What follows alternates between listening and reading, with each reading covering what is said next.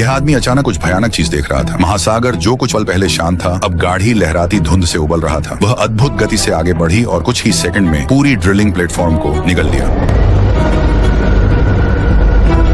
लेकिन सबसे अजीब बात यह नहीं थी, जैसे ही धुंध अंदर आई, प्लेटफॉर्म का पूरा संचार प्रणाली बंद हो गया। मैनेजर ने सोचा कि सिग्नल टावर में समस्या है और तुरंत किसी को जांच करने के लिए भेज दिया। बच पहले जाने को तैयार हो गया, लेकिन जैसे ही वह संरचना के शीर्ष के पास पहुंचा, उसे एहसास हुआ कि कुछ गड़बड़ है। जो टीममेट उसके ठीक पीछे चढ़ रहा था, वह अचानक गायब हो गया। इससे भी बदतर, उसके आसपास सब कुछ अस्वाभाविक रूप से शांत था। न हवा, न लहरें, न हल्की सी समुद्री हवा। बज की रीढ़ में ठंडक दौड़ गई। फिर भी शीर्ष बस पहुंच के अंदर था। उसने खुद को मजबूर करके चढ़ना जारी रखा। तभी अचानक समुद्री गल पक्षियों का एक झुंड हवा में फड़फड़ा उठा। चौंकर बज जोर से गाली बकने लगा, खुद को डराने पर शर्मिंदा होकर। लेकिन इस घटना ने उसके अंदर पहले से बढ़ रहे भय को और बढ़ा दिया। उसकी टांगें कांप रही थीं। सौभाग्य से कुछ पल बाद उसके टीममेट ने उसे पकड़ लिया और उसके नर्व्स को संभाला। दोनों ने मिलकर निरीक्षण पूरा किया, लेकिन जैसे ही बज नीचे उतरने वाला था, उसने कोने में कुछ देखा। एक समुद्री गल पक्षी वहां पड़ा था, मुश्किल से जिंदा। अचानक अराजकता फैल गई।